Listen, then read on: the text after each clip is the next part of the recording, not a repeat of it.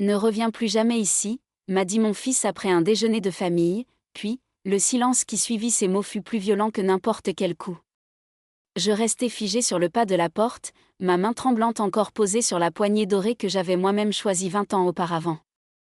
Les larmes brûlaient mes yeux, mais je refusais de les laisser couler devant lui, devant cette version froide et distante de l'enfant que j'avais porté, nourri, consolé pendant tant d'années. Thomas se tenait dans l'embrasure, les bras croisés, le visage aussi dur que le granit. Derrière lui, j'apercevais la silhouette de Sophie, sa femme, qui détournait le regard. Elle aussi m'en voulait. Tout le monde m'en voulait.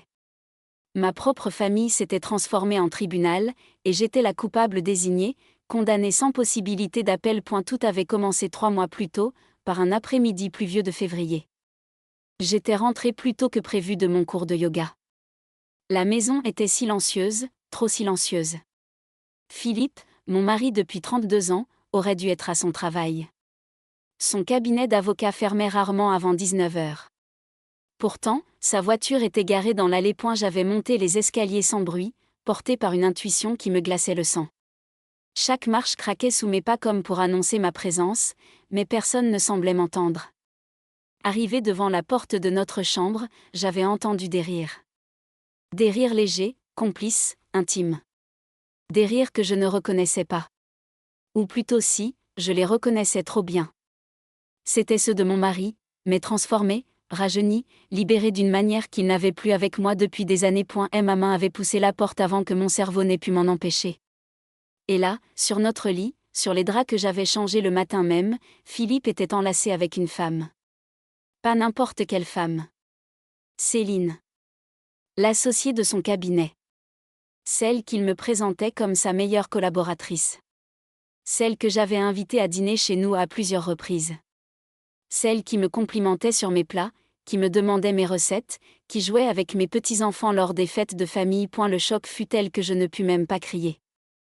Un simple gémissement s'échappa de mes lèvres, un son primitif de douleur pure.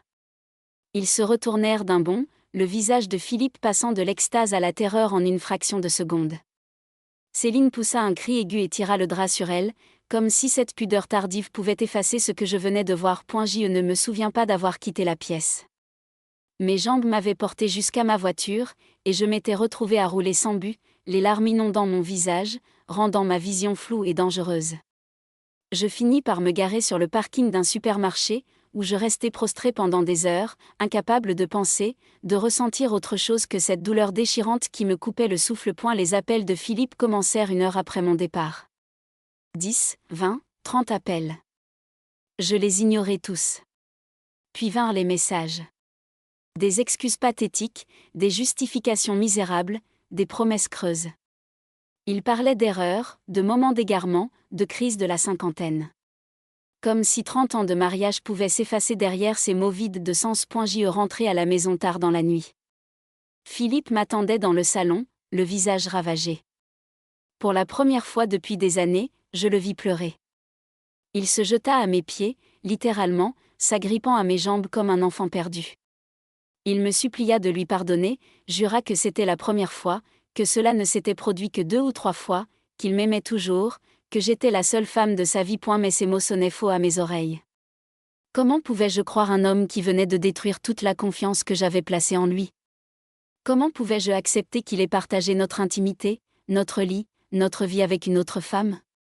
Et surtout, comment pouvais-je continuer à vivre dans cette maison, à dormir dans ce lit, à jouer la comédie d'un mariage heureux alors que tout n'était que mensonge? Je lui demandai de partir. Il refusa d'abord, arguant que c'était sa maison aussi, qu'il avait des droits. Mais face à mon regard vide, face à cette femme brisée que j'étais devenue, il finit par céder. Il prit quelques affaires et partit s'installer chez son frère. Je me retrouvai seule dans cette grande maison qui m'avait semblé si pleine de vie et d'amour, et qui n'était plus qu'un mausolée rempli de souvenirs empoisonnés. Les jours suivants furent un enfer. Je ne mangeais plus, ne dormais plus. Chaque objet de la maison me rappelait Philippe, nos enfants, notre vie ensemble. Les photos sur les murs me narguaient avec leur sourire figé, témoins d'un bonheur qui n'avait peut-être jamais existé. Je passais des heures à me demander depuis combien de temps cela durait vraiment. Était-ce vraiment la première fois comme il le prétendait? Combien d'autres mensonges m'avaient-ils servi au fil des années? J'avais besoin de parler à quelqu'un. Ma meilleure amie, Martine, fut la première à qui je me confiai. Elle m'écouta pendant des heures, me tint la main, essuya mes larmes. Elle me conseilla de voir un avocat, de protéger mes intérêts, de penser à l'avenir. Mais je n'étais pas prête. Je vivais encore dans le déni, espérant secrètement que tout cela n'était qu'un cauchemar dont j'allais me réveiller. C'est alors que je pris une décision qui allait tout changer. Une décision stupide, désespérée, guidée par la douleur et le désir de vengeance. Je me connectai sur un site de rencontre. Je ne cherchais pas l'amour, je cherchais à me prouver que j'existais encore, que j'étais encore désirable, que je pouvais encore séduire et être séduitée. Je voulais faire mal à Philippe comme il m'avait fait mal. Les messages affluèrent rapidement. Des hommes de tous âges me contactaient, certains grossiers, d'autres charmants. Parmi eux, il y avait Lucas. 45 ans, divorcé, 2 enfants. Il était professeur de littérature dans un lycée de la ville voisine. Ses messages étaient différents des autres. Il ne cherchait pas immédiatement à obtenir un rendez-vous ou à me complimenter sur mon physique. Il parlait de livres, de poésie, de la vie, de ses blessures et de ses espoirs. Nous échangeâmes pendant 2 semaines avant de décider de nous rencontrer. J'étais nerveuse comme une adolescente lors d'un premier rendez-vous. Je passais des heures à choisir ma tenue, à me maquiller, à me coiffer. Je voulais être belle, désirable, vivante. Je voulais oublier Philippe et cette trahison qui me rongeait de l'intérieur. Lucas m'attendait au café que nous avions choisi, un petit endroit discret loin de mon quartier. Quand je le vis, mon cœur fit un bond. Il était grand, les cheveux poivre et sel, les yeux d'un bleu profond. Son sourire était doux et rassurant. Nous parlâmes pendant des heures, de tout et de rien. Il me raconta son divorce difficile, sa femme qu'il avait quittée pour un autre homme, ses enfants qu'il voyait un week-end sur 2. Nous avions tant de points communs, tant de blessures à penser. À la fin de la soirée, il me raccompagna à ma voiture. Avant que je ne monte, il prit ma main et la porta à ses lèvres. Ce geste simple, d'une autre époque, me fit fondre. Cela faisait si longtemps que personne ne m'avait traité avec cette délicatesse, cette attention. Nous nous revîmes la semaine suivante, puis celle d'après. Nos rencontres devinrent de plus en plus fréquentes, de plus en plus intimes. Lucas me faisait rire, me faisait me sentir belle et désirée. Avec lui, je redécouvrais le plaisir de la séduction, l'excitation des premiers émois. Je me surprenais à penser à lui constamment, à attendre ses messages avec impatience, à compter les heures jusqu'à notre prochain rendez-vous. Un soir, après un dîner dans un restaurant en bord de mer, nous nous retrouvâmes dans sa voiture, garée face à l'océan. Les vagues s'écrasaient contre les rochers dans un bruit apaisant. Lucas se tourna vers moi et me prit le visage entre ses mains. Il me regarda longuement, comme s'il cherchait une permission dans mes yeux. Puis il m'embrassa. Ce baiser fut comme une libération, comme si toute la douleur et la colère accumulées depuis des mois s'envolaient enfin. Nous finîmes chez lui, dans son petit appartement encombré de livres. Cette nuit-là, je me sentis renaître. Dans ses bras, j'oubliais Philippe, j'oubliais la trahison, j'oubliais tout. Je n'étais plus une femme bafouée, une épouse trompée. J'étais simplement une femme vivante, désirée, aimée. Mais le lendemain matin, la réalité me rattrapa brutalement. En rentrant chez moi, je trouvai Thomas, mon fils aîné, assis sur les marches de l'entrée. Son visage était fermé, ses yeux pleins de reproches. Mon sang se glaça. Comment savait-il? Qui lui avait dit? Maman, il faut qu'on parle, dit-il d'une voix dure que je ne lui connaissais pas. J'entrai dans la maison, le cœur battant, sachant que rien ne serait plus jamais comme avant. Il me suivit dans le salon et se planta devant moi, les bras croisés. Papa m'a tout raconté. Pour Céline. Pour ta réaction. Et maintenant, j'apprends que tu vois quelqu'un d'autre? Que tu trompes papa à ton tour? Comment as-tu pu? Ces mots me frappèrent comme des gifles. Comment osait-il me juger ainsi? Comment osait-il prendre le parti de son père après ce qu'il avait fait? Je tentai de lui expliquer, de lui faire comprendre ma douleur, ma solitude, mon besoin de me sentir vivante à nouveau. Mais il ne voulait rien entendre. Pour lui, je n'étais pas différente de Philippe. Nous étions tous les deux des traîtres, des menteurs, des égoïstes qui ne pensaient qu'à leur plaisir personnel sans se soucier des conséquences sur la famille. Point. Tu ne comprends pas, m'écriai-je, la voix brisée par les sanglots. Ton père m'a détruite. Il a détruit notre mariage, notre famille. Il a couché avec cette femme dans notre lit, dans notre maison. Il m'a trahi de la pire des manières. Thomas secoua la tête, le visage dur. Papa a fait une erreur, c'est vrai. Mais toi, tu as choisi de te venger au lieu de chercher à sauver votre couple. Tu as choisi de suivre le même chemin que lui au lieu d'être la plus forte. Tu m'as déçue, maman. Profondément déçue. Ces mots me brisèrent le cœur plus encore que la trahison de Philippe. Mon propre fils, mon premier enfant, celui que j'avais mis au monde dans la douleur et l'amour, me jugeait et me condamnait. Je tentai de le retenir, de lui expliquer encore, mais il partit en claquant la porte. Je m'effondrai sur le canapé, pleurant toutes les larmes de mon corps. Les jours suivants furent encore plus difficiles. Thomas avait parlé à sa sœur, Émilie, et à son frère, Julien. Tous les trois me tournaient le dos. Ils refusaient de me voir, de me parler, de comprendre mon point de vue. Pour eux, j'étais devenue l'ennemi, la mauvaise mère, la femme indigne. Philippe, quant à lui, jouait parfaitement son rôle de victime. Il pleurait devant les enfants, leur racontait combien il regrettait son erreur, combien il m'aimait encore, combien il souffrait de me voir avec un autre homme. Mais personne ne semblait se soucier de ma souffrance à moi. Personne ne me demandait comment j'allais, comment je survivais à cette trahison, comment je trouvais la force de me lever chaque matin. J'étais devenue invisible, transparente, inexistante aux yeux de ma propre famille. J'y continuais à voir Lucas malgré tout. Il était devenu mon refuge, mon havre de paix dans cette tempête qui ravageait ma vie. Avec lui, je pouvais être moi-même, pleurer, rire, exister sans être jugée. Il m'écoutait pendant des heures raconter mes tourments, mes doutes, ma culpabilité. Car oui, malgré tout, je me sentais coupable. Coupable d'avoir cherché du réconfort dans les bras d'un autre homme, coupable d'avoir blessé mes enfants, coupable de ne pas avoir été assez forte pour sauver mon mariage. Lucas me répétait que je n'avais rien à me reprocher, que j'avais le droit d'être heureuse, que je n'étais responsable ni des actes de Philippe ni des réactions de mes enfants. Mais ces mots, aussi réconfortants soient-ils, ne suffisaient pas à apaiser cette douleur qui me rongeait. Un jour, Martine m'appela pour m'annoncer une nouvelle qui me glaça le sang. Philippe et Céline étaient officiellement en couple. Ils s'affichaient ensemble en ville, au restaurant, au cinéma. Philippe avait même commencé à la présenter à ses amis et collègues comme sa compagne. La femme pour qui il m'avait trahi était maintenant installée dans sa vie, prenant ma place sans aucune gêne apparente. Cette nouvelle me fit l'effet d'une bombe. Tout ce temps, Philippe m'avait fait croire qu'il regrettait, qu'il voulait sauver notre mariage, qu'il m'aimait encore. Mais tout n'était que mensonge. Il avait continué à voir Céline, à construire une nouvelle vie avec elle pendant que je me débattais dans ma culpabilité et ma douleur. J'y décidai alors de rencontrer Philippe une dernière fois. Nous nous donnâmes rendez-vous dans un café neutre, loin de nos habitudes. Quand il arriva, je fus frappée par son apparence. Il avait l'air rajeuni, heureux même. Cela me fit mal de constater qu'il allait si bien alors que moi je me noyais dans ma souffrance. Pourquoi as-tu menti, lui demandai-je d'emblée, sans préambule. Il eut au moins la décence de baisser les yeux. Je n'ai pas menti, Catherine.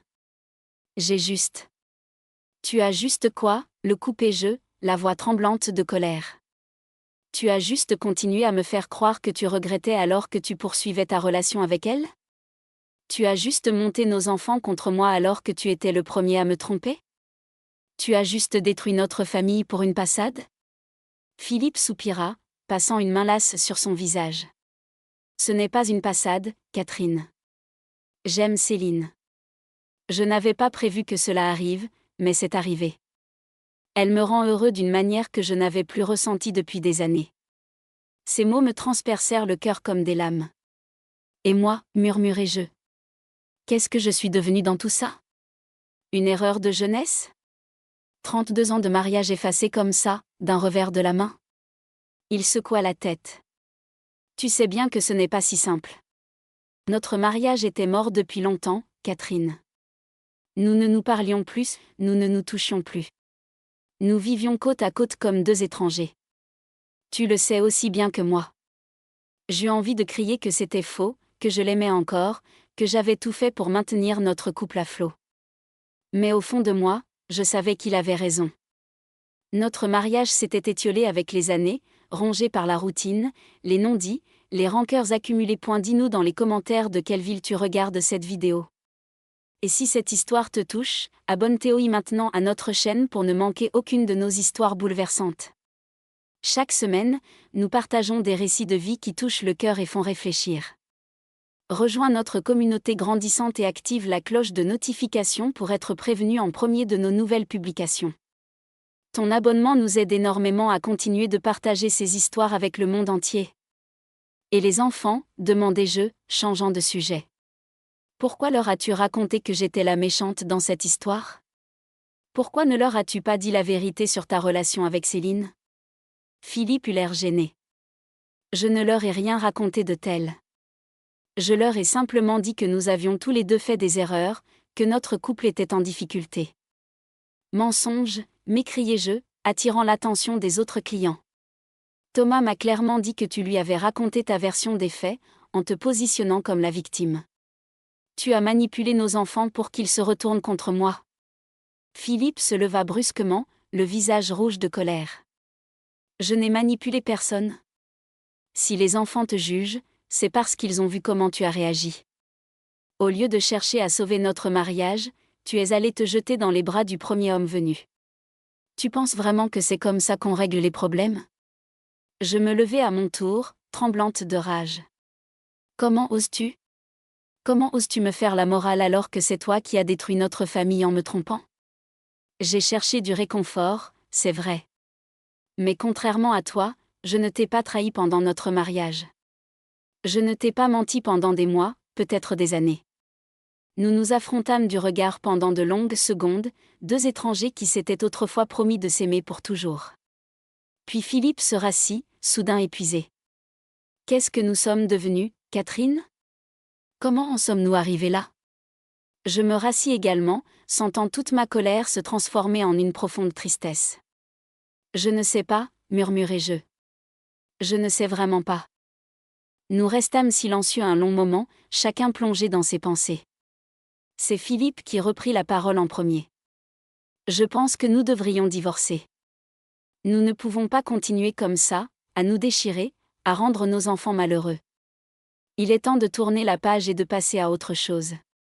Même si je m'attendais à ces mots, les entendre prononcer à voix haute me fit l'effet d'un coup de poignard. C'était vraiment fini. 32 ans de mariage, 3 enfants, une vie entière construite ensemble, tout cela se terminait dans un café banal, autour d'une tasse de café froid. D'accord, dis-je simplement, incapable d'en dire plus. Philippe hocha la tête et sortit des papiers de sa sacoche. J'ai déjà consulté un avocat. Voici les termes que je propose. Tu peux prendre le temps de les examiner avec ton propre avocat. Je regardais les documents sans vraiment les voir, les larmes brouillant ma vision. C'était donc ainsi que tout se terminait. Pas dans la passion ou la colère, mais dans la bureaucratie froide et impersonnelle d'une procédure de divorce. Les semaines suivantes furent un tourbillon de rendez-vous chez les avocats, de paperasse à signer, de biens à partager. La maison, notre maison, fut mise en vente. Chaque visite de potentiels acheteurs était une torture. Je les voyais déambuler dans les pièces, juger notre décoration, imaginer leur propre vie dans ces murs qui avaient abrité tant de moments de notre histoire familiale. Mes enfants continuaient à me tenir à distance.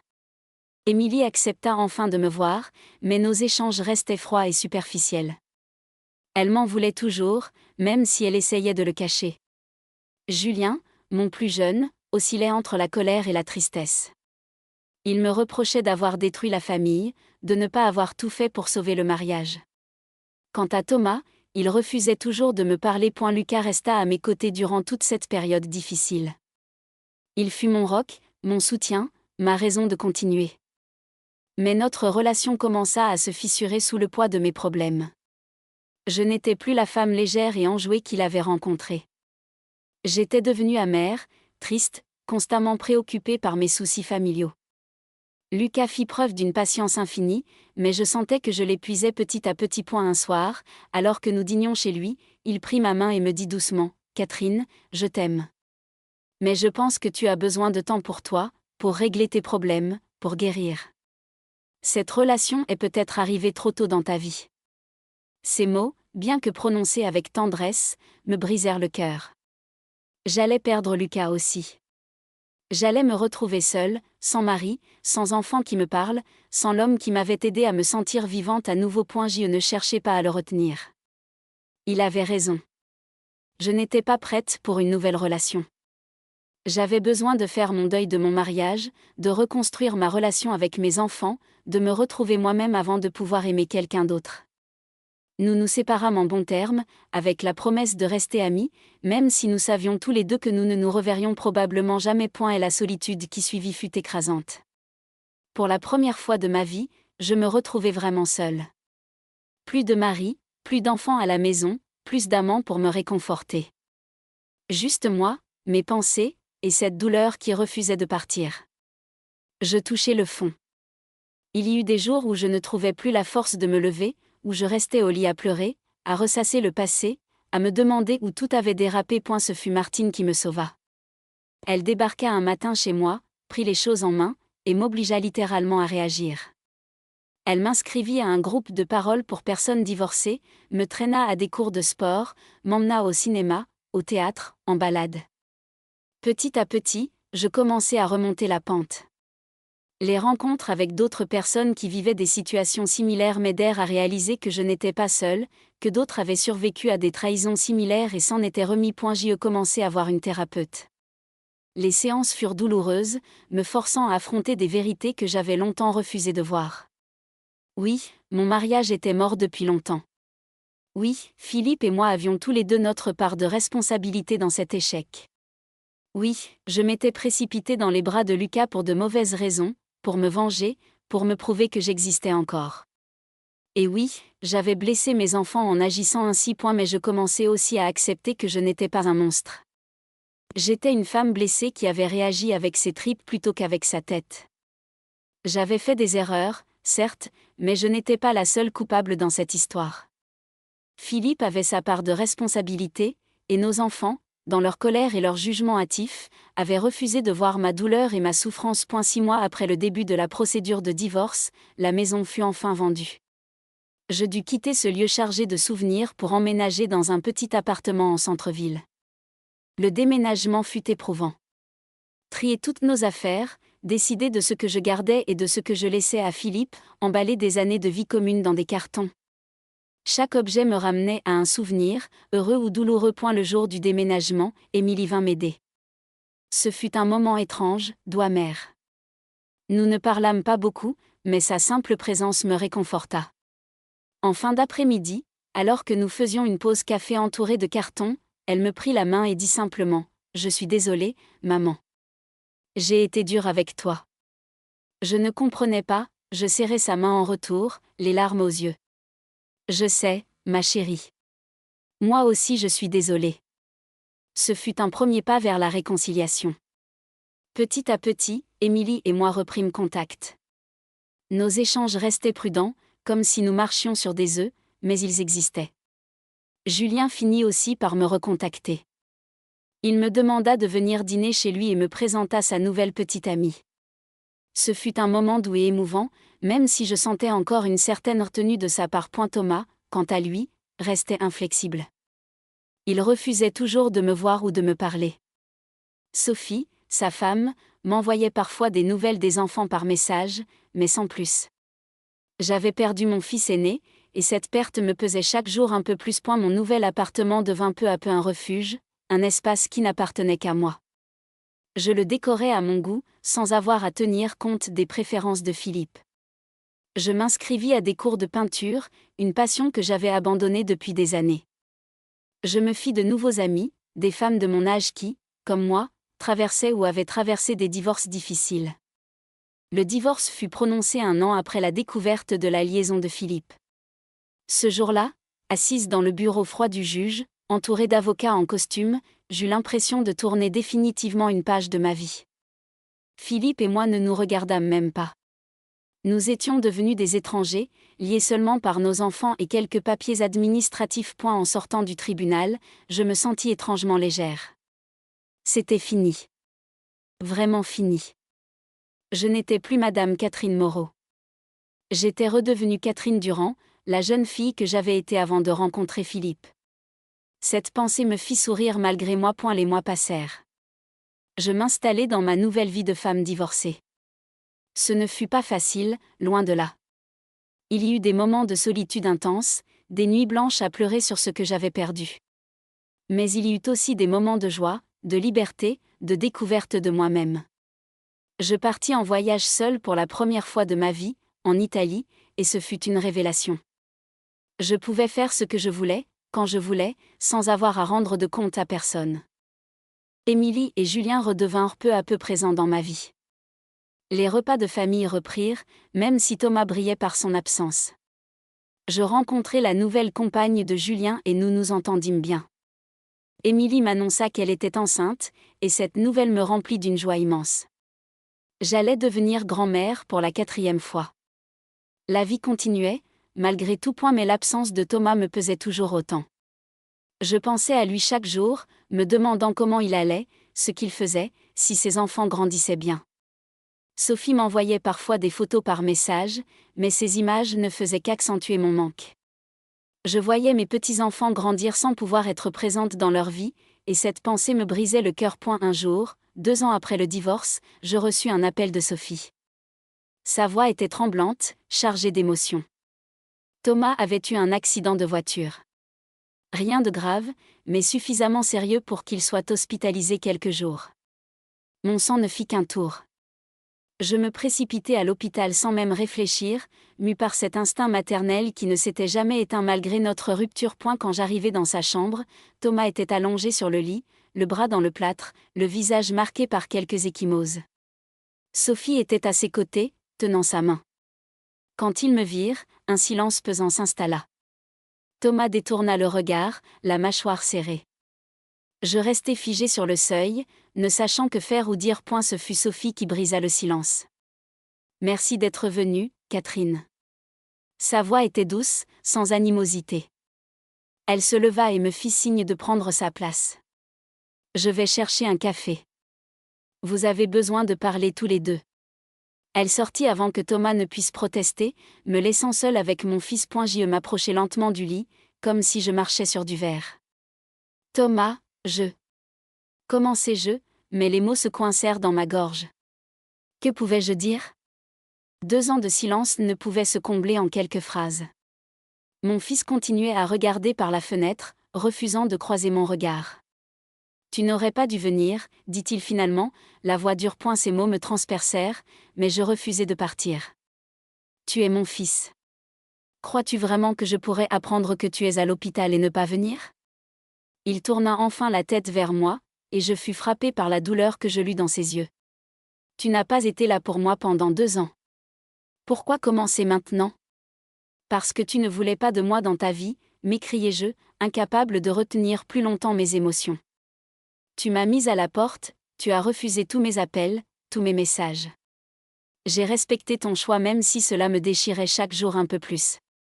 Mais ne viens pas me reprocher mon absence alors que c'est toi qui l'as exigé.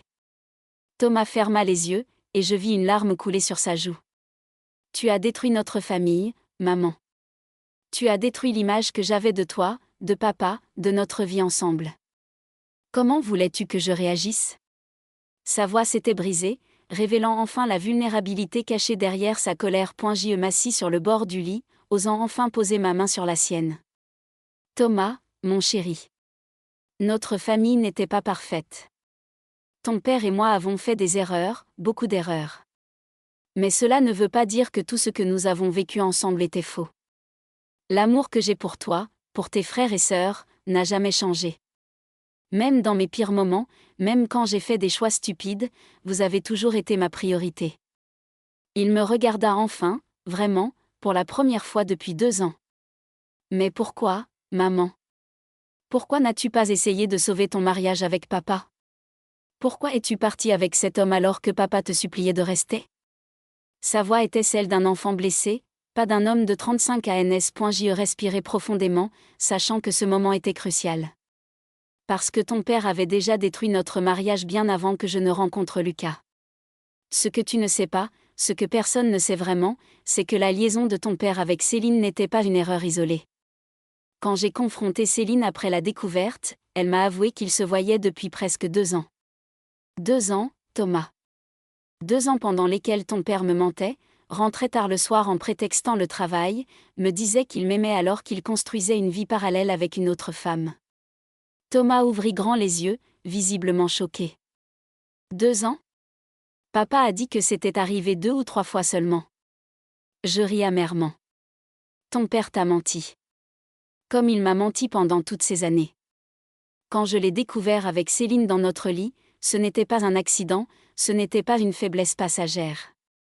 C'était le quotidien d'une double vie parfaitement organisée. Mon fils secoua la tête, essayant d'assimiler cette information. Pourquoi ne nous l'as-tu pas dit ? Pourquoi nous as-tu laissé croire que tu étais celle qui avait tout gâché ? Parce que c'est votre père, répondis-je simplement.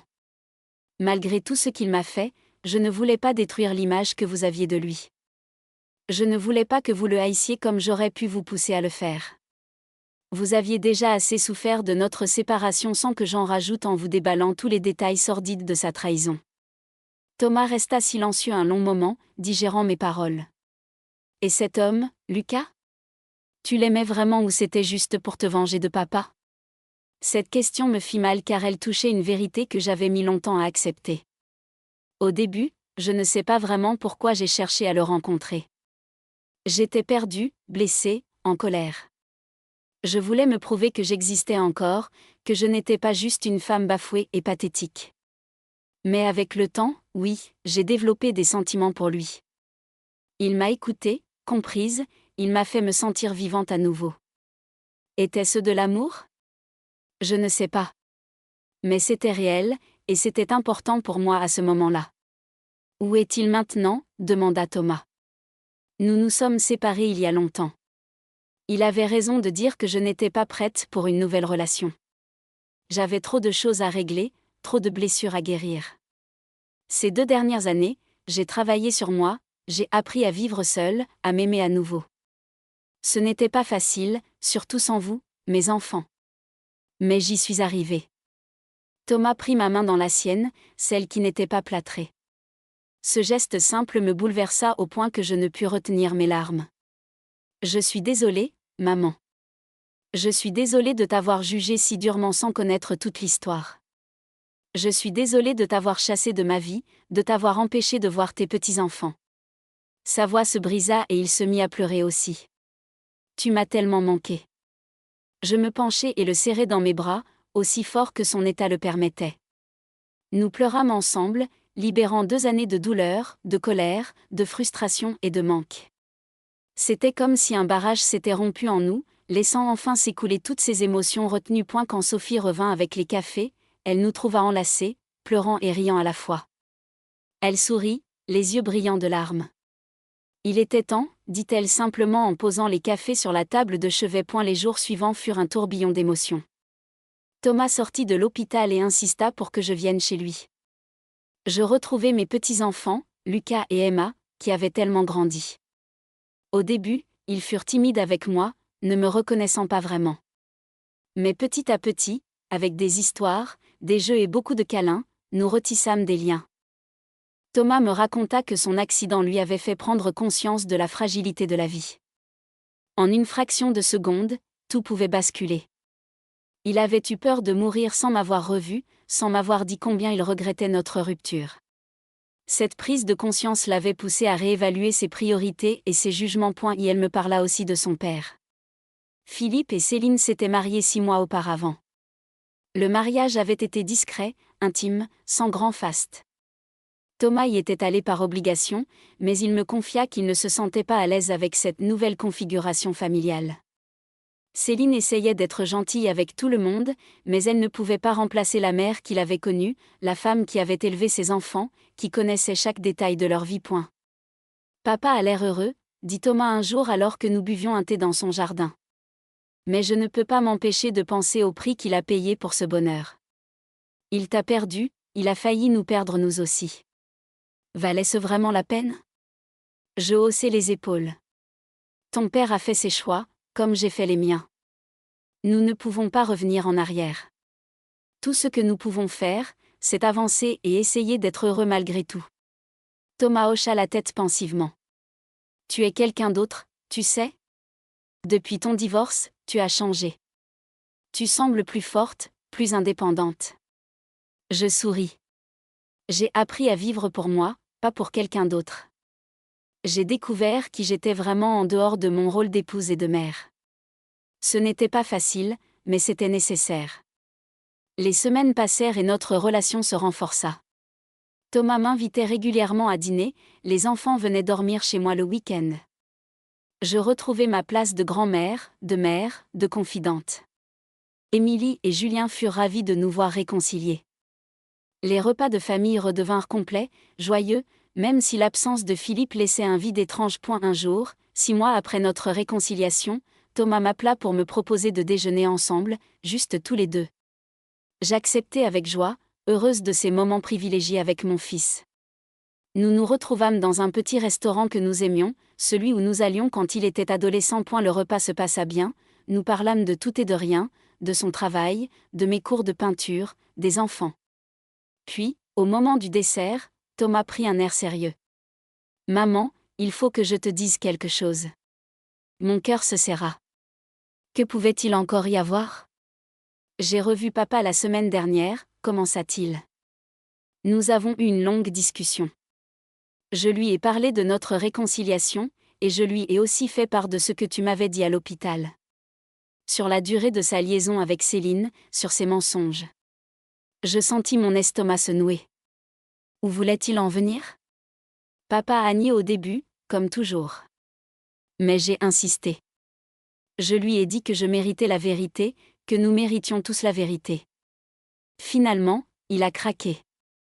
Il m'a tout avoué. La liaison avait effectivement duré 2 ans. Il avait menti à tout le monde parce qu'il avait honte, parce qu'il ne voulait pas passer pour le méchant de l'histoire. Il avait préféré te laisser endosser ce rôle. Thomas prit ma main sur la table. Je suis tellement désolée, maman.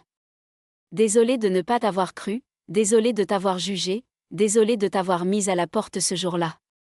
Tu as tout supporté en silence pour nous protéger, et nous t'avons rejeté. Je ne sais pas si je pourrai un jour me pardonner. Les larmes coulaient sur mes joues, mais cette fois, c'étaient des larmes de soulagement. La vérité avait enfin éclaté. Tu ne pouvais pas savoir, murmurai-je. Ton père est très convaincant quand il veut. Et vous étiez en plein choc, vous aussi. C'est normal que vous ayez réagi avec vos émotions. Mais ce n'était pas juste pour toi, insista Thomas. Tu as tout perdu à cause de ces mensonges. Ta famille, tes enfants, ta vie.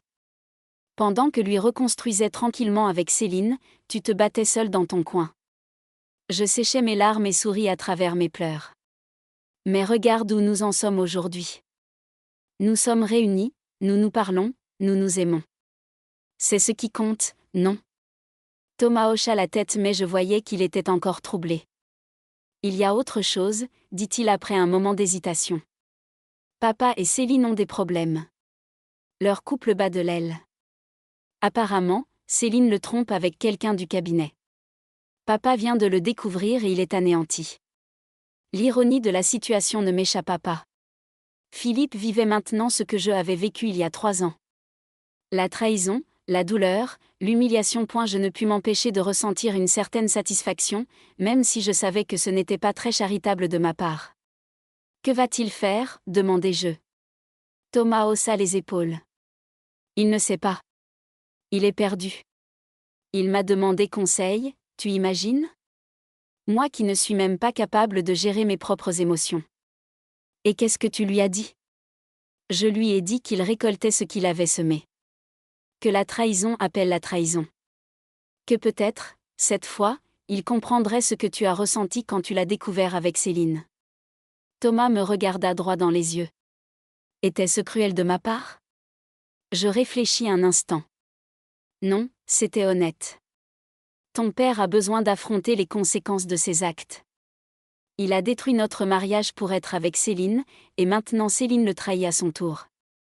C'est un cercle vicieux dont il est largement responsable. Nous terminâmes notre déjeuner dans un silence pensif. En sortant du restaurant, Thomas me serra dans ses bras. Je t'aime, maman. Et je suis fière de la femme que tu es devenue. Ces mots me réchauffèrent le cœur plus que tout ce qu'il aurait pu dire. Les mois qui suivirent furent apaisés. Ma vie avait trouvé un nouvel équilibre. J'avais mes enfants, mes petits-enfants, mes amis, mes activités. J'étais heureuse, vraiment heureuse, pour la première fois depuis longtemps. Je ne pensais plus à Philippe, à sa trahison, à tout ce que nous avions perdu. C'était du passé, et j'avais tourné la page.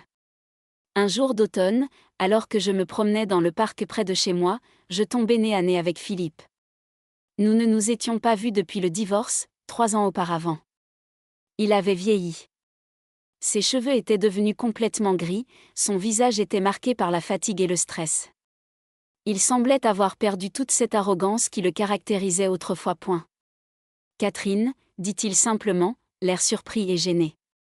Philippe, répondis-je calmement. Un silence pesant s'installa entre nous. Que pouvions-nous nous dire après tout ce qui s'était passé ? Tu as l'air bien, finit-il par dire. Toi aussi, mentis-je par politesse, car c'était loin d'être le cas. J'ai appris que tu t'étais réconcilié avec Thomas. Je suis content pour vous. Sa voix était sincère, teintée d'une tristesse que je ne lui avais jamais connue. Oui, nous avons réussi à dépasser nos différends. Il était temps. Catherine, commença-t-il avant de s'interrompre, cherchant ses mots. Je voudrais te dire que je suis désolée. Pour tout. Pour t'avoir trompé, pour t'avoir menti, pour avoir monté les enfants contre toi. J'ai été un lâche et un égoïste. Je le sais maintenant. Ces excuses me laissèrent de marbre. Elles arrivaient 3 ans trop tard. Pourquoi maintenant, Philippe ? Parce que Céline t'a fait la même chose ? Parce que tu te retrouves à ma place et que tu comprends enfin ce que j'ai ressenti ? Il baissa les yeux, honteux. Peut-être. Oui. Je ne sais pas. Tout ce que je sais, c'est que j'ai tout gâché. Notre mariage, notre famille, ma relation avec les enfants. Et pourquoi ? Pour une femme qui m'a trompée dès qu'elle en a eu l'occasion. Tu veux que je te plaigne ? Demandai-je, ma voix durcie par l'amertume. Tu veux que je te dise que tout va bien se passer, que tu trouveras quelqu'un d'autre ? Non, répondit-il en relevant la tête. Je veux juste que tu saches que tu avais raison. Surtout, notre mariage méritait mieux que ce que je lui ai donné. Tu méritais mieux que ce que je t'ai donné. J'étais aveuglée par l'excitation d'une nouvelle relation, par l'ego d'être désirée par une femme plus jeune. Je n'ai pas réalisé ce que je perdais jusqu'à ce qu'il soit trop tard.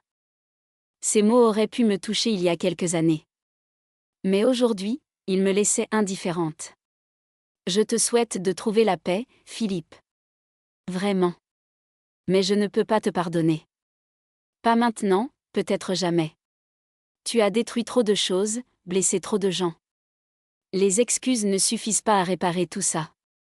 Il hocha la tête, acceptant ma réponse sans protester. Je comprends. Prends soin de toi, Catherine. Toi aussi, Philippe. Nous nous séparâmes là, sur ce chemin de parc automnal, 2 étrangers qui avaient autrefois partagé une vie entière. En m'éloignant, je ne ressentais ni tristesse ni colère. Juste une forme de paix intérieure. J'avais survécu. J'avais reconstruit ma vie. Et contrairement à Philippe, j'avais retrouvé mes enfants et mon bonheur. Quelques mois plus tard, Émilie donna naissance à une petite fille qu'elle prénomma Catherine, en mon honneur. Quand elle me l'annonça, je fondis en larmes. Ce prénom était plus qu'un hommage, c'était une reconnaissance, un pardon, un nouveau départ. Tenir ma petite fille dans mes bras pour la première fois fut l'un des moments les plus émouvants de ma vie. Thomas organisa un grand déjeuner de famille pour célébrer cette naissance. Nous étions tous là, mes 3 enfants, leurs conjoints, mes petits-enfants, et même quelques amis proches. La table était bruyante, joyeuse, pleine de vie. En regardant tous ces visages que j'aimais, je réalisais à quel point j'avais été chanceuse. Oui, j'avais traversé une période sombre, douloureuse, dévastatrice. Mais j'en étais sortie plus forte, plus consciente de ma valeur, plus déterminée à vivre pleinement. À la fin du repas, Thomas se leva et demanda l'attention de tous. Je voudrais porter un toast, dit-il en levant son verre. À maman. À la femme la plus forte et la plus courageuse que je connaisse. Elle a traversé l'enfer et en est ressortie avec grâce et dignité. Elle nous a protégés même quand nous ne le méritions pas. Elle nous a aimés même quand nous la rejetions. Maman, je suis désolé pour tout le temps perdu, mais je suis reconnaissant pour tout le temps qu'il nous reste. Je t'aime. Tout le monde leva son verre en mon honneur. Les larmes coulaient sur mes joues, mais c'étaient des larmes de joie, de gratitude, de paix retrouvée.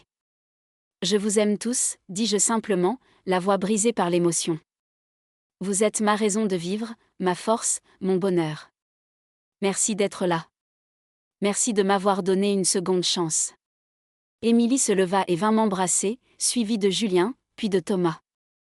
Nous restâmes enlacés un long moment, reformant ce cercle familial qui avait été brisé mais qui s'était reconstruit, différent mais plus solide. Sophie nous rejoignit avec les enfants, puis la compagne de Julien, et bientôt nous n'étions plus qu'un groupe uni par l'amour et le pardon. Ce soir-là, en rentrant chez moi, je m'assis sur mon balcon avec une tasse de thé et contemplai la ville illuminée. Ma vie n'avait pas pris le chemin que j'avais imaginé. Mon mariage de 32 ans s'était terminé dans la douleur et la trahison. J'avais perdu mes enfants pendant 2 longues années. J'avais dû reconstruire ma vie de 0 à 55 ans. Mais dans cette reconstruction, j'avais trouvé quelque chose de précieux, moi-même. J'avais découvert que je n'avais pas besoin d'un mari pour exister, que je n'avais pas besoin de l'approbation de qui que ce soit pour être heureuse. J'avais appris que les erreurs ne définissent pas qui nous sommes, que le pardon commence par soi-même avant d'espérer celui des autres. Et la trahison de Philippe avait failli me détruire. Ma propre réaction impulsive avec Lucas avait créé une fracture avec mes enfants. Mais au final, toute cette douleur m'avait menée ici, à ce moment de paix et de plénitude.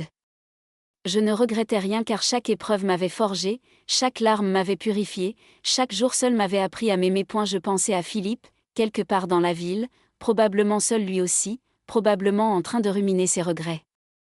Je ne lui en voulais plus. La colère avait laissé place à l'indifférence, puis à une forme de compassion distante. Il avait fait ses choix, tout comme moi. Nous en portions tous les deux les conséquences. Les années suivantes s'écoulèrent dans une relative sérénité. Je continuais mes cours de peinture et organisais même une petite exposition de mes œuvres. Rien de grandiose, juste une galerie locale, mais c'était une victoire personnelle immense. Mes tableaux racontaient mon histoire.